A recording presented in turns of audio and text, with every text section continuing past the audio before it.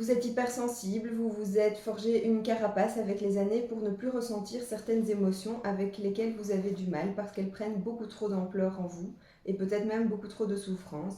Vous avez mis de la distance avec certaines personnes ou avec certaines situations, ça s'appelle l'évitement. Alors ça peut aller des situations les plus anodines comme ne plus regarder le journal télévisé ou un film triste, mais ça peut aussi aller jusqu'à auto-saboter par exemple des relations amoureuses et se dire que comme nous sommes déjà anxieux à l'idée qu'elle pourrait se terminer, nous y mettons nous-mêmes une fin et lui avouons nous-mêmes à l'échec. Moi, j'aime toujours bien prendre la métaphore des animaux et de leur carapace parce que c'est très visuel et on connaît tous. Donc, il y a la carapace qui pourrait être vraiment un refuge, comme le tatou ou la tortue. Donc, ils rentrent à l'intérieur de leur petite maison pour se protéger.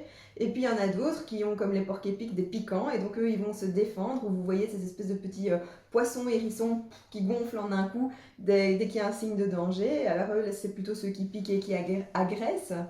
Voilà, ils sont difficiles d'accès, ils n'ont pas l'air très aimables, on n'a pas très envie de les prendre dans nos bras.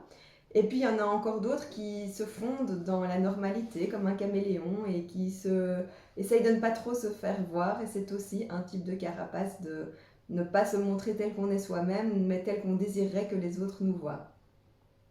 Et après, il y a aussi le Bernard l'ermite que j'aime beaucoup parce que lui, il va de coquilles de plus en plus grandes à force qu'il grandit en fait. Donc c'est un animal qui trouve des coquillages abandonnés, qui va se réfugier dedans et puis il porte sa coquille euh, comme d'évitement en évitement. Alors évidemment, tout ça, c'est de l'ordre de la survie dans le monde animal parce qu'il y a beaucoup de prédateurs. Mais nous, les humains, est-ce que nous avons beaucoup de prédateurs? Voilà, moi je pense que les seuls humains qui portent des carapaces, ce sont des soldats, des combattants. Et donc je vous demande, est-ce que vous vous sentez en guerre? Est-ce que chaque jour, vous sentez que vous partez au front? En mettant toutes ces couches de protection, cette carapace qui est supposée vous éviter de souffrir, eh bien, vous vous faites souffrir vous-même parce que vous les portez en permanence. Elles sont lourdes, parfois elles vous empêchent de respirer librement, de vous sentir plus léger, de vous bouger comme vous le souhaiteriez. Imaginez comme quelqu'un qui, chaque matin, mettrait 15 pulls l'un au-dessus de l'autre, ben, ça deviendrait compliqué de se mouvoir et ça devient fatigant de porter tout ça toute la journée. Chaque mouvement, chaque mouvement de votre vie va vous demander une force, un courage énorme et vous vous sentez épuisé. Comme si vous étiez tout le temps dans une lutte en réalité. Je vais vous parler à présent de ce qu'est cette carapace. En fait, cette carapace a un nom en psychologie, ça s'appelle la rigidité psychologique. Alors, c'est la conséquence des petites voix que nous avons à l'intérieur de nous-mêmes. On a certaines voix bienveillantes et d'autres qui sont un peu moins bienveillantes. Vous voyez comme le petit diable et le petit ange dans les dessins animés.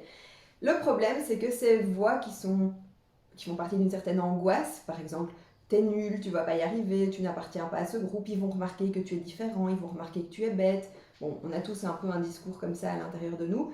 Euh, le problème, c'est quand on commence à croire cette petite voix, parce que cette petite voix n'est pas la réalité. C'est une croyance, c'est notre cerveau qui la produit, c'est notre anxiété qui la produit. Mais si on commence à absolument croire cette voix, c'est là qu'on arrive à se mettre des carapaces et rentrer dans cette rigidité psychologique. Alors la bonne nouvelle, c'est qu'à l'inverse de la rigidité psychologique, il existe la flexibilité psychologique. Ça, c'est notre capacité à accepter le changement, à s'y adapter, accepter de vivre une situation sans se juger, sans avoir ce petit œil en plus qui vient toujours, cette petite voix qui vient toujours nous embêter et nous parasiter. Je vous invite en tout cas à suivre mes réseaux sociaux, c'est Harry Sofro sur Instagram, sur Facebook et mon site www.harrysofro.com. À bientôt!